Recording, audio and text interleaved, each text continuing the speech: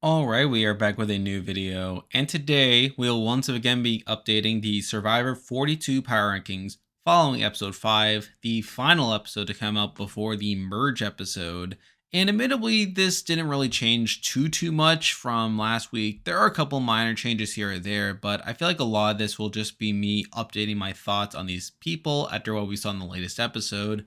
But let's not waste any more time. Let's get right into the video. So starting off at number 13, we have the boot from this week. We have Daniel. And it's not too surprising to see Daniel go out here. I mean, obviously in episode 5, he talks to Mike about going fishing, has a confessional about how bad the tribe has been at survival skills. He then goes out fishing. And while he's not a natural fisher, he thinks it's something one should do on Survivor. He admits he wasn't doing great, but was having fun. He says it's important to enjoy the experience, which was odd coming from Daniel of all people. Even so, him fishing prompts complaints from the rest of the tribe, as he's been sitting out of all the swimming challenges due to his shoulder. But given that he seems fine, that makes people find him more sketchy, maybe even thinking that he was faking the injury. This isn't helped later on, where he once again sits out the immunity challenge, which they end up losing. Afterwards, tells the tribe that he doesn't want to scramble, however, he wants a chance to talk with people one-on-one, has a confessional about how he and Chanelle used to trust each other, but now she's turned on him. Hyde tells him that he trusts him more than Chanelle, has a confessional about how Chanelle is more likely to flip at the merge. However, he is ultimately voted out, and despite it going to a tie, you can tell by his head dropping that he knew he was going to be voted out on the revote. And overall, I feel like Daniel largely played how I expected him to. I mean, however, he did sort of surprise me with how well that he did early on. I figured he had at least some potential to do well early on, building some good allies, and really he was in a decent position in the early stages of the game. It's just when they went to that first tribal and Chanel's no vote really exposed his position where he was trying to play both sides.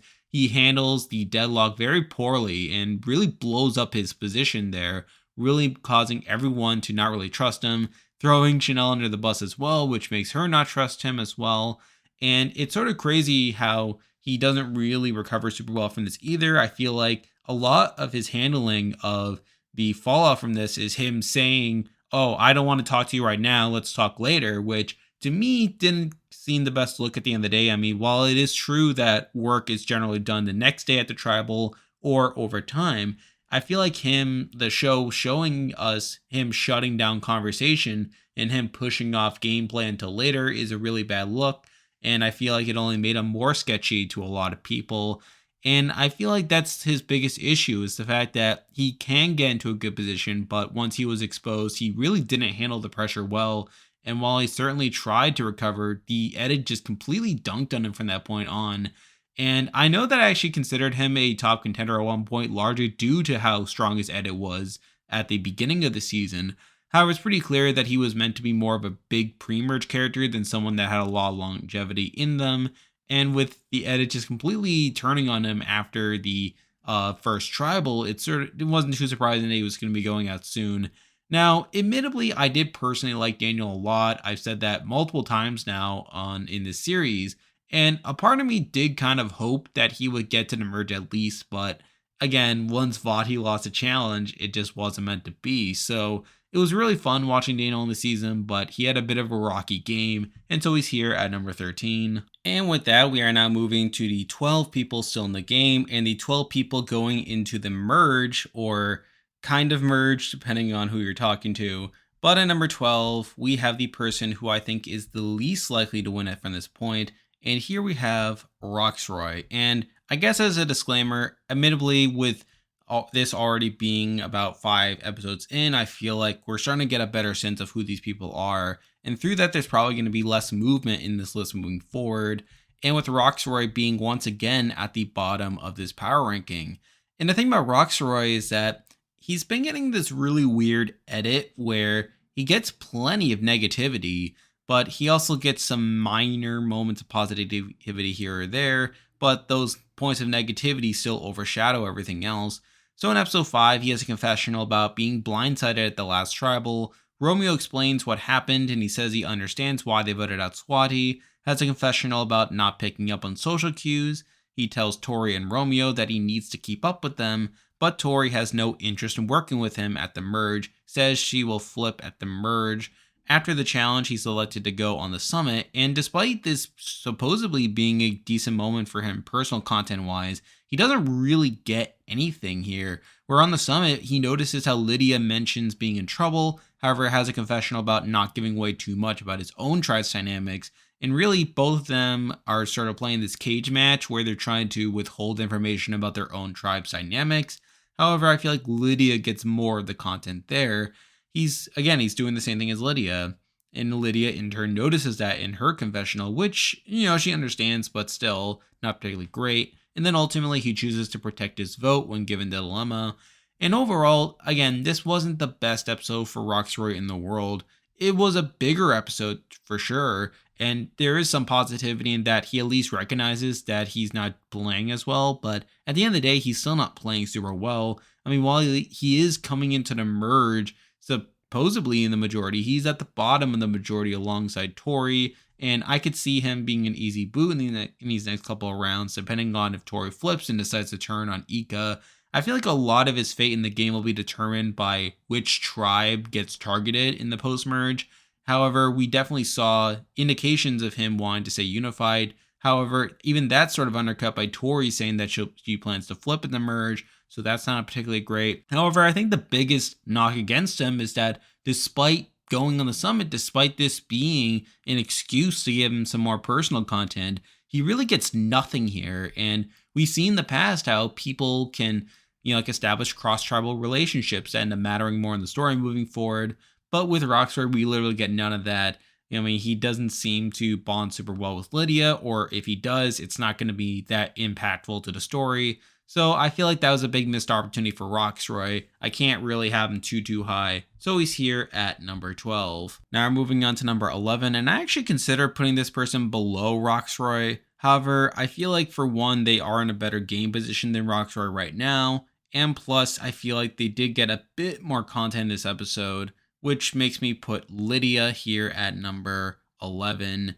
And like I said, I feel like Lydia, like Roxroy, also isn't winning, but she at least gets more content in this episode. Where obviously in episode 5, she talks to Hai about the tribe. They initially decide that Chanelle should be the target as she's less transparent than Daniel is, despite both of them blowing up their games at their first tribal. Later on, she notices that Daniel is swimming just fine despite sitting out of all the swimming challenges. After the immunity challenge, she's selected to go on the summit. Mike talks about how she can't risk her vote on an advantage and how she should protect her vote. And on the summit, she has a confessional about learning a lot about herself, which leads into her individual intro package about being a young person with body image issues. She talks about how people are open about their bodies on the show and how it's really taught her to be more confident with her own body, which is something, it's definitely good personal content. However, I feel like it doesn't really matter that much within the game. But anyway, she talks to Roxroy a bit about the vote and how it could be on her.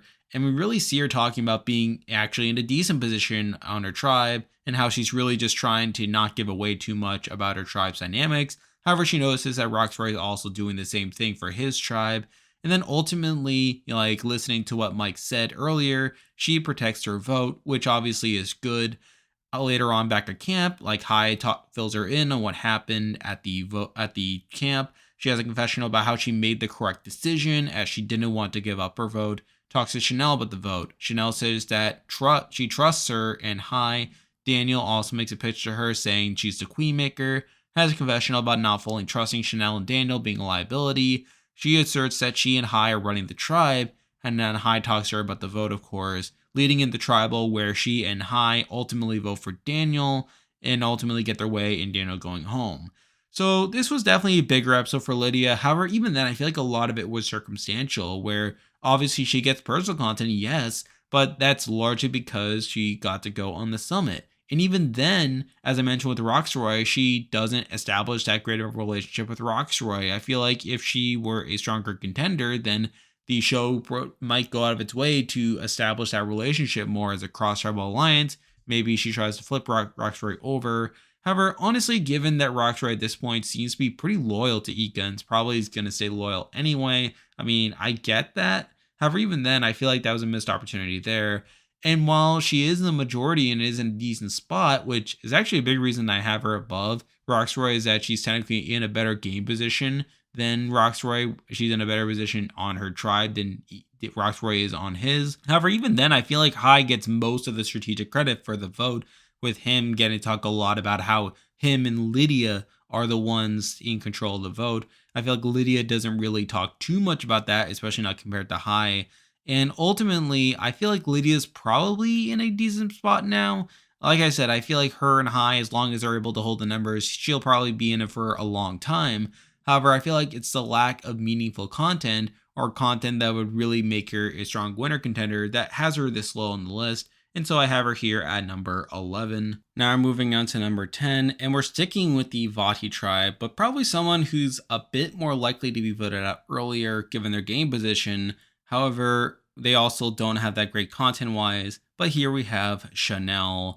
And this was not that great of an episode for Chanelle, if I'm being perfectly honest.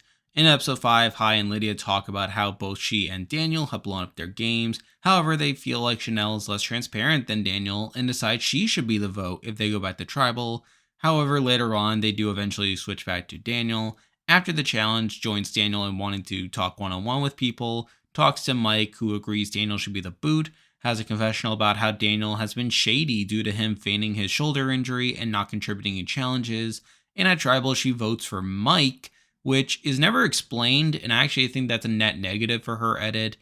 I understand the rationale where obviously by voting for Mike, she causes a 2-2-1 tie, and I kind of get it in the sense that if Daniel had used a shot in the dark and the vote had been unanimous, then obviously that would have resulted in a 0-vote tribal. There would have been a revote where she would have been the consensus target there. However, I guess she was thinking that if she had voted for Mike, and that were to happen, then there would at least be one vote there, and Mike would go home as a result.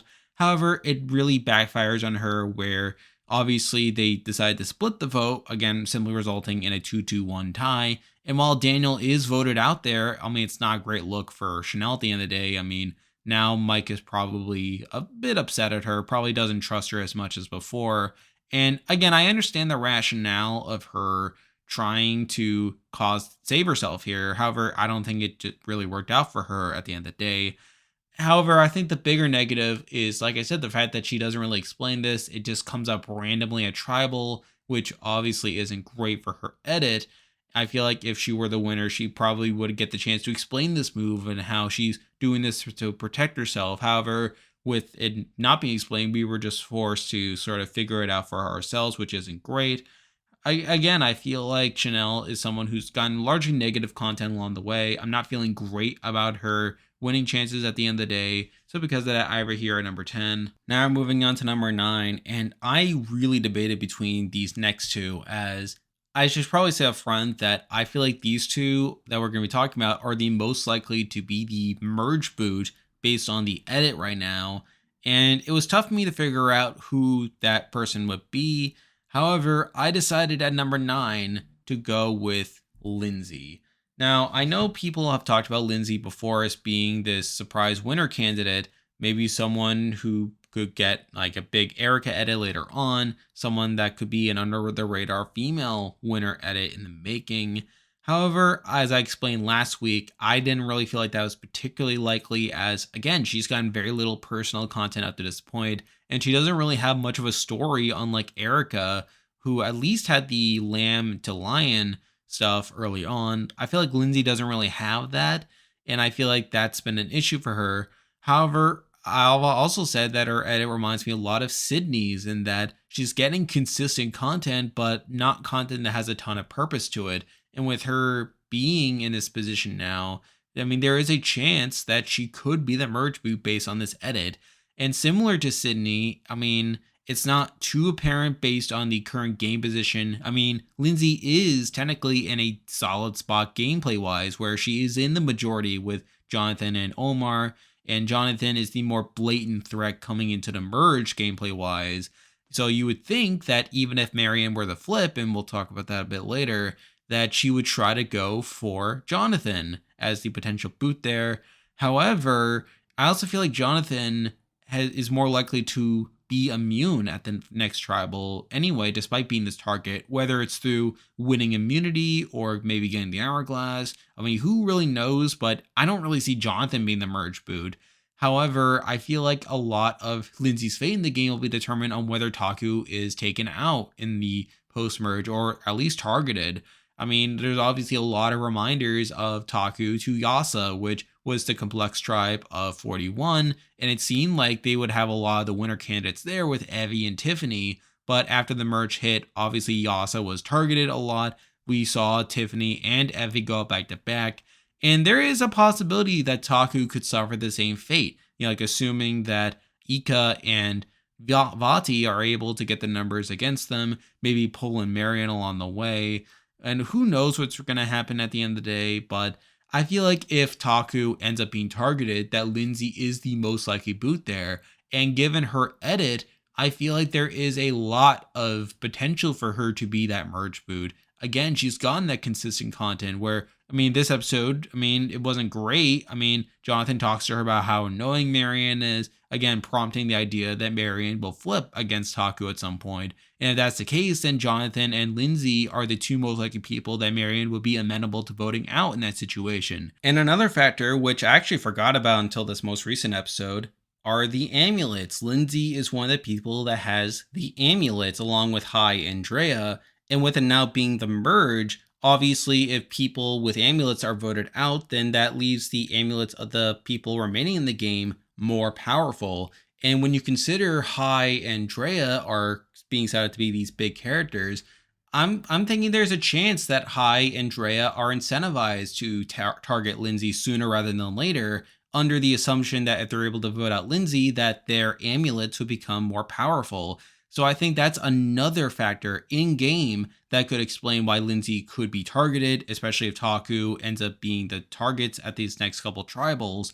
So at the end of the day, it's not looking great for Lindsay. Again, edit-wise, I think there's still that potential for her to be a merge boot, and there are plenty of in-game reasons why she would be targeted as well, despite Jonathan seeming to be the bigger threat right out the gate. However, I feel like there is one other person who is also likely to be a merge boot as well. However, with all these things factoring against Lindsay, I have her here at number 9. Now moving on to number 8, and we have someone who again has potential to be a merge boot. However, probably less potential if I'm being perfectly honest, but still not someone I see as a likely winner. But here we have Tori. And again, I feel like Tori got some setup in this episode, where in episode 5 has a confessional about flipping on Ika at the first opportunity, particularly due to her not liking Roxroy very much. He says that Roxroy is too focused on camp life and doesn't want to work with him. Even so, she's going to keep sucking up to him. And again, that's her main content in this episode. And overall, I feel like it is pretty blatant that she will try to flip on Ika in the post-merge. She is at the bottom of that group, and it makes sense for her to try to make that flip, and especially given the type of player that Tori is.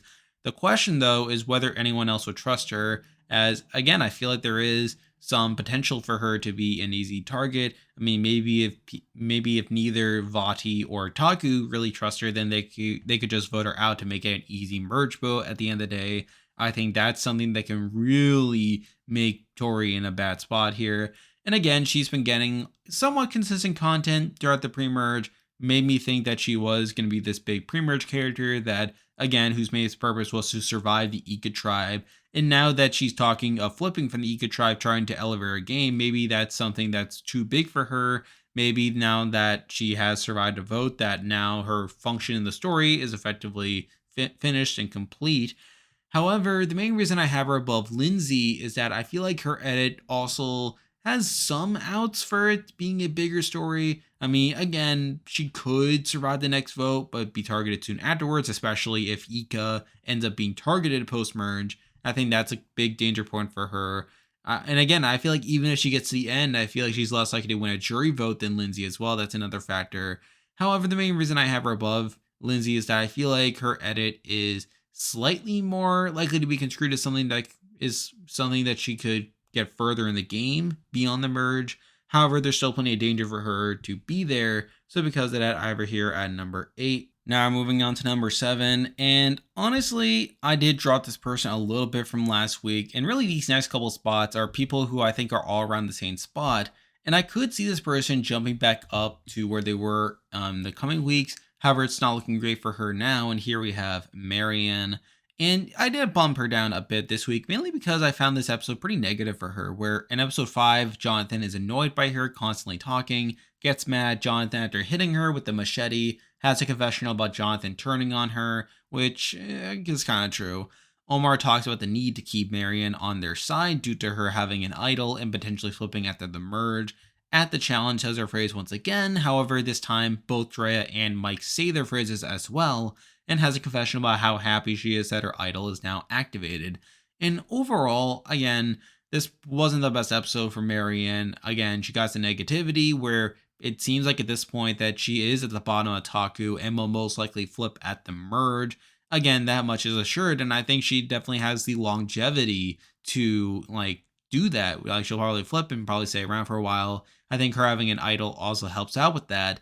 However, again, I still don't feel like she's winning the game. I feel like she's been getting such a big edit, and the show has been showing some of the negativity that's coming along with her personality, where, yes, it did show her as a big bubbly character, but also someone that can be annoying to certain people. And to me, that doesn't really scream out as a winner. To me, again, I feel like she is someone who will probably be taken out around Final 7, Final 6, due to them being a big personality. And I feel like the edit is highlighting that. However, again, it's not really a winning formula for me. But I did drop her a bit for the negativity in this particular episode. So I have her here at number 7. Now we're moving on to number 6. And we have someone who I mentioned not too long ago. And here we have Jonathan. And again, I did drop him a bit from his spot last week. Again, I don't think this episode was as negative for Jonathan as it was for Maryanne, but it still wasn't great. I mean, in episode 5, he has a confessional about girls talking and how he finds it annoying. He gets up and walks away from camp to get away from them. He then goes out fishing, which he says is an escape from the constant talking. He accidentally hits Maryanne with a machete, who complains about it. He calls her overdramatic. Has a confessional about needing to control himself to avoid lashing out at Maryanne and being seen as the bad guy. He argues a bit with her. Well, we see him try to make up. However, Maryanne doesn't really forgive him at the end of the day. Like Maryanne, she's left feeling paranoid. And we later see Jonathan talking to Lindsay, reaffirming Maryanne's fears about how she would probably be the next to go from Taku if they went back to Tribal.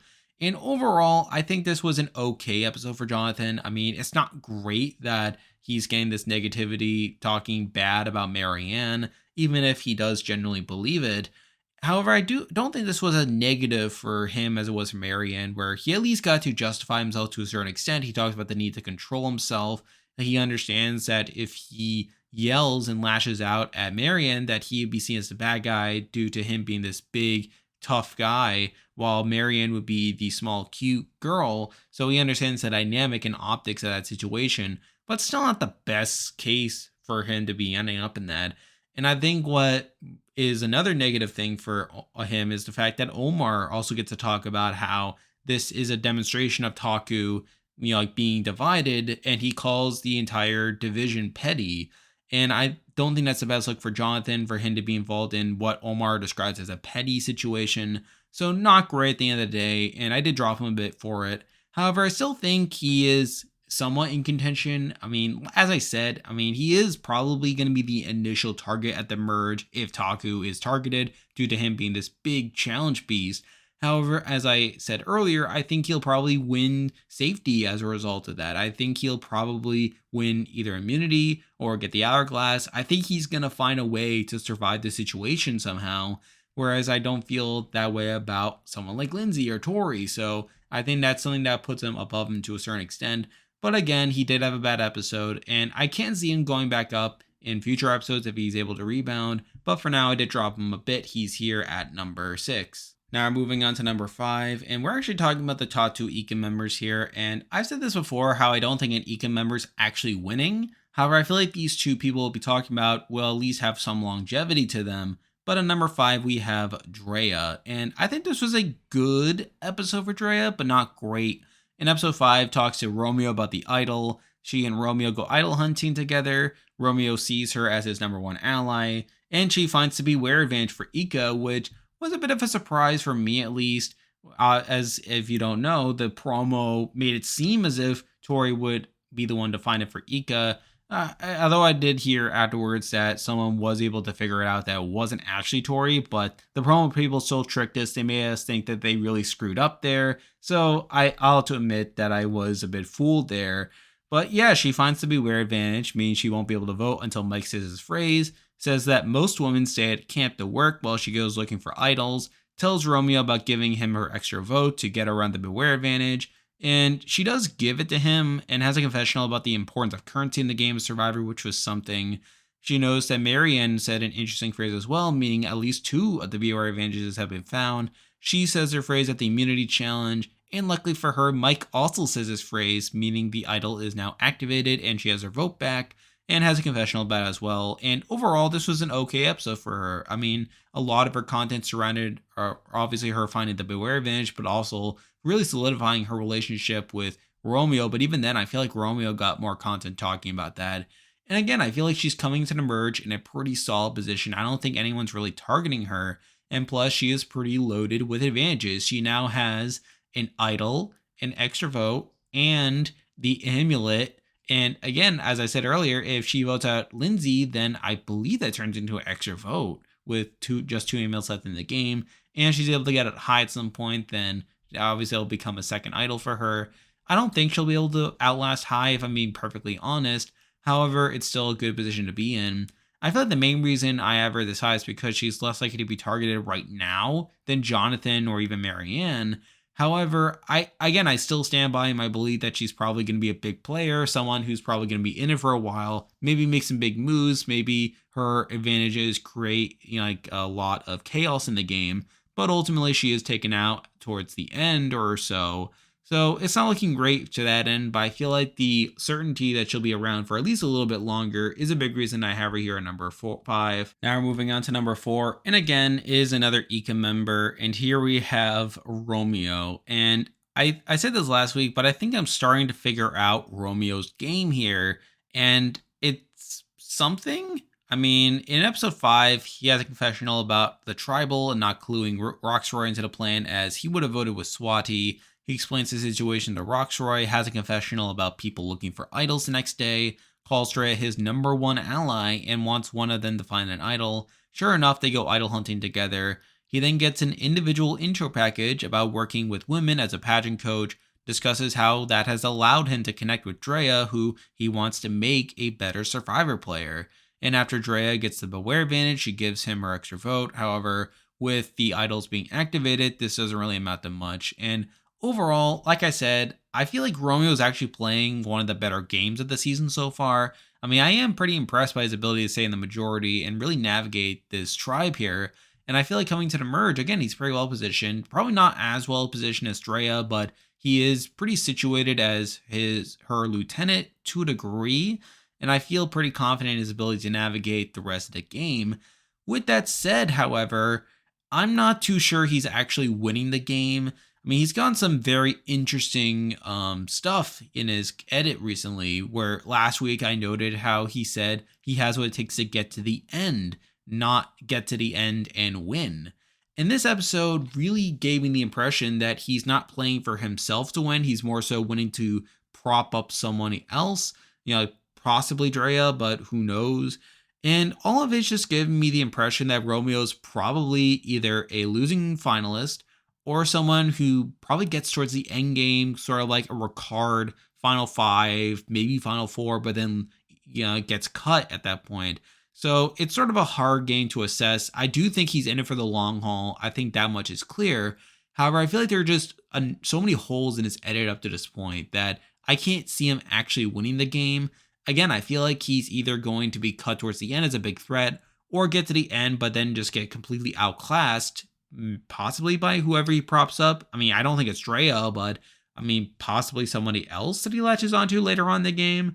I mean, it's hard to really say at this point, but I mean, he's given enough content to where I think he has some longevity. However, there are some interesting phrases and concepts thrown in there that makes me think that he's probably not actually going to win, but probably someone who's going to be a big character nonetheless. So because of that, I figured that, I mean, he's probably a little bit higher now because of the good episode, but not enough to really elevate it much higher. So he's here at number 4. Now moving on to number 3, and I feel like this is the same top 3 as last week, and I guess as a spoiler alert, it is the same order as last week. But at number 3, we have High. And again, I feel pretty good about High at this point, where in episode 5 has a confessional about how tense the tribe is. He doesn't trust anyone, but it took him until the first tribal to realize that. He says Chanelle and Daniel blew up their games. He tells Lydia that Chanelle is less transparent than Daniel, making her more threatening than Daniel. He knows how Daniel is fishing despite having an injured shoulder, which has prevented him from competing in challenges.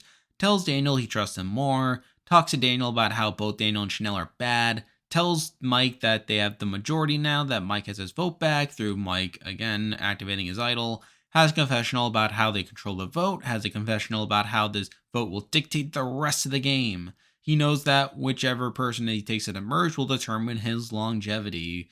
And overall, again, I feel pretty good about High. I mean, he's been getting a lot of content in this episode, really taking a lot of the credit for being in a strong position and really running the tribe. And when you couple that with all the content he's gotten previously, I feel pretty good about him. Now, again, I am a bit curious about his last confessional before the tribal, where, again, we see him choose to take Chanelle to the merge.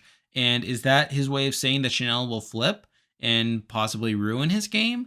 I mean, that's not particularly clear right now. But again, compared to the rest of the field, I feel like he's had one of the better edits of this season. And certainly someone who's played one of the better games. I mean, despite some wonkiness in that first tribal. However, I feel pretty good about him. So he's here at number 3. Now we're moving on to number 2. And again, it's the same top 2 as last week and same order. And here we have Mike. Now, I did have a debate over having Mike at number 1 this past week. However, again, I still feel like there are some ways in which he might not be the winner, but I think this is an alright episode for him. In episode 5 has a confessional about Daniel sitting out the swimming challenge due to his shoulder. However, he's now going fishing, which looks suspicious. He says the tribe has carried Daniel since the beginning, but wonders whether he has become a liability. Talks to the tribe about his beware advantage, particularly how the idol's activated automatically at the merge, so he's trying to wait in order to avoid the other tribes finding out about it. Has a confessional about this being a secret weapon for the Vati members. Even so, he knows he'll have to make a decision if he hears the other 2 phrases at the next challenge. Ultimately, he does say the phrase in the next challenge and actually makes a pretty big show out of it, like really trying to make his phrase seem authentic, despite it being one of the more ridiculous ones. But through this, he activates the idol, and he has a confessional about how he wasn't planning to do so at first, but decided at the last second, once he heard the other phrases, to actually say the phrase. And now he is happy to have an idol. Talks to High after the challenge about the vote and how they had the majority. Has a confessional about how they need Lydia's vote and that they can't afford to have Lydia risk her vote on an advantage. Lydia does protect her vote, so which guarantees that that grouping will have the numbers, like with 4 or 3 on 2. Even so, at Tribal, we see Chanelle vote for Mike for some reason. And I explained earlier how this could have been a ploy to ensure that Mike would go home in the event that the majority voted unanimously and Daniel successfully played a shot in the dark. However, considering they split the vote, I mean, it was never going to work anyway, but that was something. And overall, I still feel pretty good about Mike. I mean, again, I feel like he really fulfills the theme of the season where he is established as one of the more well-rounded players. We've seen him now be good physically, socially, and strategically, and I feel like that's been pretty good for him. He's been getting consistent content as well. Again, I am sort of wondering if it's too much content for him. Again, he's been pretty prominently featured in each episode to varying degrees, which does make me a bit worried that it could be overexposed. However, again, I feel like of the people here, he's been the most well fleshed out. He's been the one who's been really shown to be in the right in multiple situations, despite not always being in the best game position. And again, I think he has some storyline moving forward of him being a well-rounded player. I think those are all things that can definitely work to his benefit. I mean, you have people like High, for example, who's really good strategically. You have people like Jonathan, who's really good physically. I can't really think of anyone at the top of my head who's good socially, but he really seems to embody this idea that, you know, he's a well-rounded player. He's good enough at all 3 facets of the game. So I think those are all things working in his favor. However, again, I am still debating whether he should be number 1 or not, and I just can't find myself putting him there just yet. And it's sort of weird because the number one person also isn't one I'm feeling super great about, but with that person being more conventional, I feel like Mike is left here at number two. And now at number one, it is Omar. And again, I'm not feeling too great about Omar. Now, it's not necessarily because of anything bad happening on the screen. I mean, if we look at this episode, I mean, it's fine. I mean, episode 5 is a confessional about how he doesn't want Taku being divided, which is what's happening. The tribe needs Maryanne, given that she has an idol and could easily fit with the merge. And he calls a lot of the division on the tribe petty, with Jonathan and Maryanne randomly getting into an argument. Again, I feel like this, along with all the episodes we've seen so far, demonstrate that Omar has a very strong edit. I mean, he has a lot of stuff going for him. He has personal content. He has a potential storyline of him going from an owl to a pigeon. He has his relationships with Jonathan and a lot of the other people on his tribe.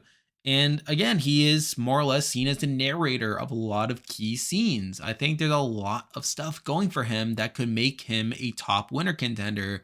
And I feel like those are all reasons that I have him number one. But it's so weird because every time I think of Omar in the season in general, it just doesn't feel right to have him at number one. Like, I feel like there's something I'm missing.